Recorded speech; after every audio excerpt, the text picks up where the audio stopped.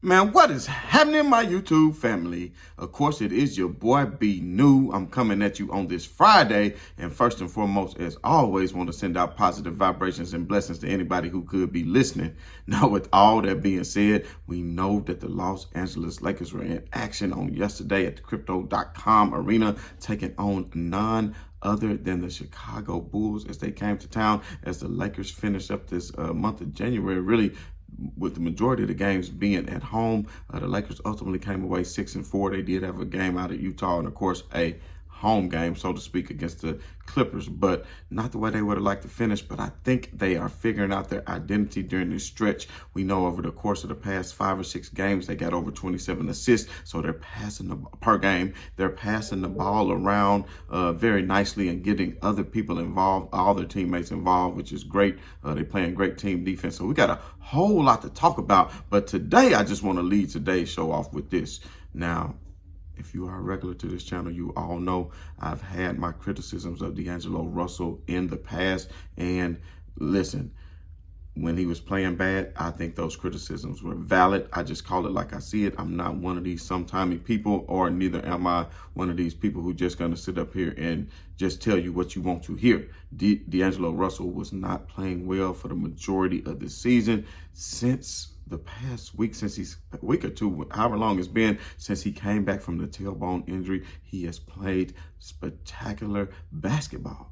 Now, I always thought he was capable of doing such. He just had not been doing so. And we even know, even during the stretch of the playoffs last year, he became unplayable because he was too much of a liability on the defensive end of the floor. Now you see plays where D'Angelo Russell, even last night, I think it was even Andre Drummond was going up for a rebound. D'Angelo Russell went up in the air with him, grabbed the ball, stripped it from him in mid-air, like he's playing with more tenacity on defense as far as energy level. And a lot of times when you're not the best defensive player, you just need to show some sort of energy and don't give anybody anything easy. You understand? And that's what he's been doing. He's doing a lot better. But the main thing and the main point of emphasis that I want to point out about D'Lo, and this comes fresh from the mouth of D'Lo, this is not my opinion, it is what he said when he came back from injury. He didn't say this on yesterday. It was a few nights ago. I forget what team the Lakers had just finished playing. But in the post-game presser, they were asking him, how is his offense coming so much easier to him now? How is he able to score the basketball at a higher clip than what he's been doing?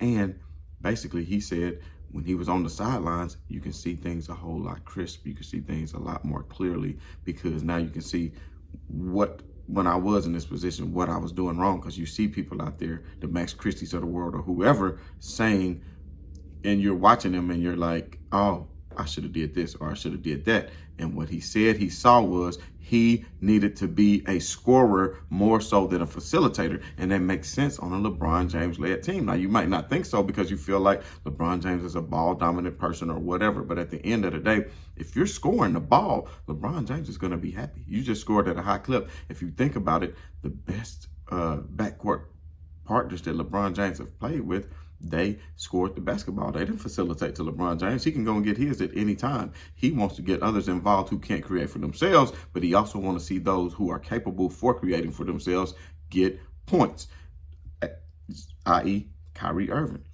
When Kyrie Irving was the point guard of the Cleveland Cavaliers, we saw the success that he and LeBron James had because Kyrie Irving isn't necessarily a facilitator. He's capable of doing so, but he got to go out and get points. That way LeBron can't not do everything. You understand me? He was a facilitator on yesterday. If you look at LeBron James' numbers last night, 25 points, 12 assists, 4 rebounds. That 12 assists was key. He could have had more. People missed some bunnies when he was giving it to him, but he gave Vando some nice looks at the rim, which really got Vando to going. And we're going to talk a lot more about Vanderbilt here in a minute, but he really got some nice assists, making easy passes to AD when AD was in the post and sealing off his defender when people was fronting him and he was getting it down low. He's getting easy points like that. Also in pick and roll situations, I think LeBron James, with his height and his ability and his IQ and his skill and talent, the way he can pass the ball is like none other. So when you have a LeBron James AD pick and roll, you have something that's great. Now, I know on the previous shows I said I did not like D'Angelo Russell in the pick and roll. I'm not saying I don't like him necessarily in the pick and roll. I like LeBron James AD pick and roll better. D'Angelo Russell has the ability to pick and pop, so that way, depending on if the defenders want to sag off and not blitz, then he can hit the 15 to 18-foot jumper. If that's how the defense choose to play, if they choose to blitz, then he can make the right decision. But at all times, I've seen him turn the ball over. I've seen him not be able to actually penetrate, get to the drive and finish at the hole. By him being smaller, it's not as easy for him to finish at the basket. So that's why I said the things that I said previously. But I will not take away his ability to get others involved, because I never said he couldn't, And as we continue to, and I just got breaking news as of right now, Cam Reddish, just breaking news, will be out for at least 2 weeks with the knee injury that he sustained the other night against the Clippers. And I hate to see that, because Cam Reddish has been, we all know, started for a while. He's been playing great defense. He was starting to get confidence back in his shot. But one thing about the Lakers is I think they need that 10-man rotation. I know a lot of times in the playoffs you got an 8-man rotation.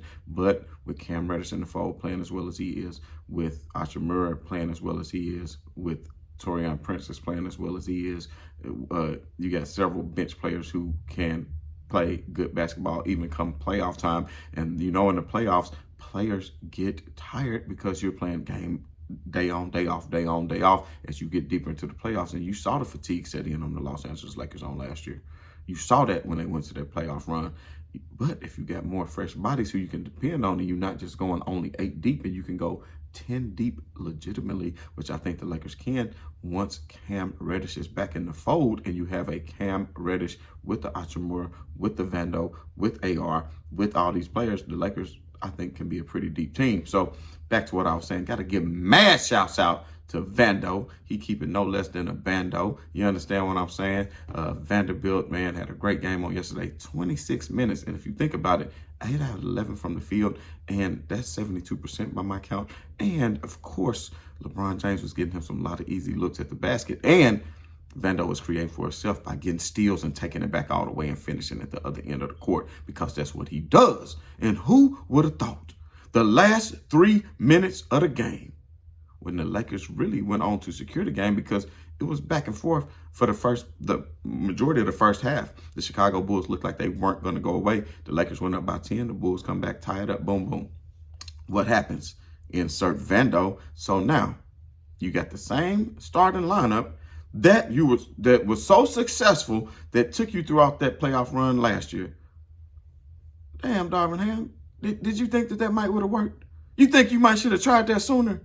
So you had D'Lo, AR, Vando, LeBron, and AD. Now, I like this lineup because what you have is D'Lo, who has now been given the green light, going back to what I was saying earlier, playing much more like a Kyrie, taking advantage of shooting, not necessarily trying to force the issue to get LeBron or AD involved, because they're going to get theirs. And, of course, you're going to get AD involved anyway as a point guard, especially when when you're playing minutes when LeBron James isn't on the floor. But when he is, take advantage of all the attention that a LeBron James and Anthony Davis garners throughout the game. So now you have a D'Lo who can actually get easier shots, and he really got it going on yesterday.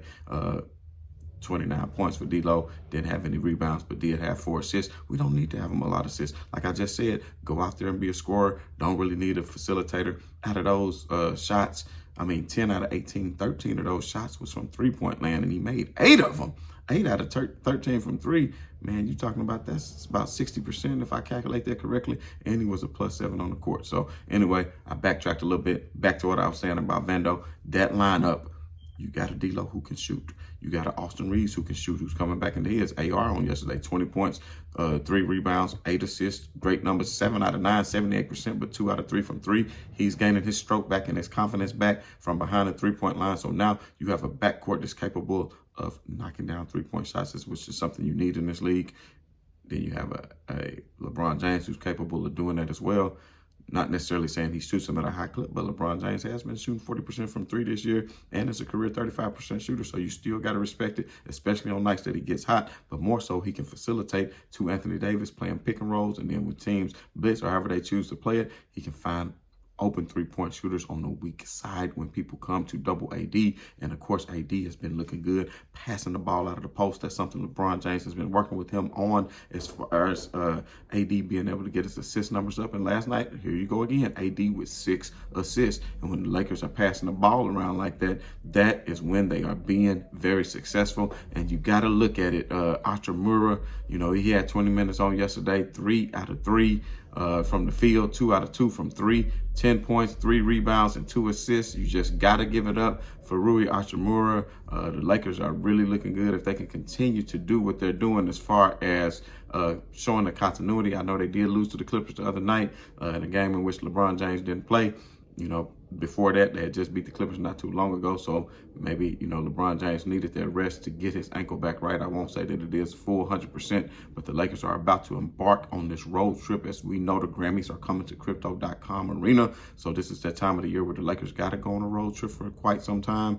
And I think they started off Saturday night on ABC against Steph Curry and the Warriors, who took a loss last night against the Kings in a very closely contested match.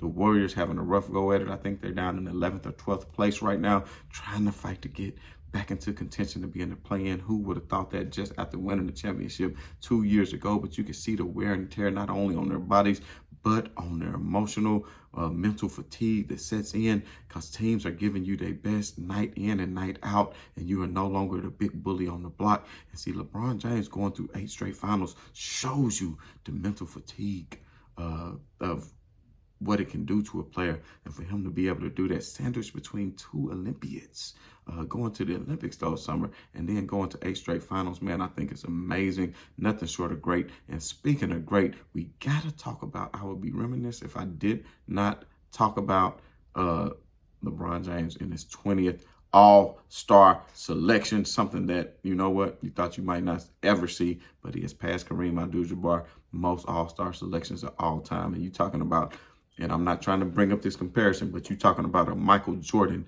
who has 15 years in the NBA. And we know he took some time off. He took a season and a half off, then he retired again because we're not going to talk about the reasons why, but we all know by now.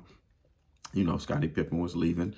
Phil Jackson was not going to be there, so he didn't want to, come back and try to defend his championship without his boys on the side. I guess it's understandable. I'm not taking shots at the man, but at the end of the day, Michael Jordan was in the league for 15 years, and LeBron James has 20 All-Star appearances, 5 more All-Star appearances than what Mike was even able to be in the league for and sustain a career. And you talking about a LeBron James, even at this age, competing for championships. As last year, they went to the Western Conference Finals. I want to say a couple years, 2 prior years, if they weren't dealing with so much injury. We know about Solomon Hill and all the other things, and AD being injured in the postseason as well. Unfortunate circumstances. Who knows what would have happened had the injury didn't come, and the Lakers could have defended their championship that they won in the bubble. But we all know, bubble or not, the Lakers were looking like the best team in the league that year prior to and during that stretch run in the bubble because, that's a conversation for another day. We're not going to get into all that. But at the end of the day, I still think the Lakers, I would say D'Lo has this new confidence in this way he's scoring right now. Then I honestly think that the Lakers should not trade anybody. Just stay put. Let them play. I mean, if you can get a DeJounte Murray, I understand that. But, with the way D'Lo's salary is structured right now and the way he's playing with confidence, don't mess up the chemistry of the team. D'Angelo Russell and Austin Reeves have a great relationship. You saw what you could do when you got Vando. You still got Gabe Vincent, who can potentially get healthy. You got Cam Reddish coming back to the fold, who is another 3-and-D guy. Guys know their rotations. That's the main thing. But if you got different starting lineups all the time, then that's going to be difficult. And now that you settle into a starting lineup, even if it's Taurean Prince over Vando, just make sure Vando is getting enough minutes because you want to come out with more of an offense because Taurean Prince is a more capable shooter than Vando. But for what Vando gives you on defense and easy buckets in transition based off steals, blocks, and turnovers that he creates, I think Vando should be in that starting lineup because that's who you went on the run with. And had Vando not been injured going into the season, that's who it was going to be. And there was talks of it being maybe Hachimura instead. Somehow Prince won that out. But a lot more Lakers ball to talk about, man. If you haven't done so already, hit that like, hit that bell, hit that subscribe, man. And as always, it's been your boy, man, saying right on to the real and much love to these haters. I'm out.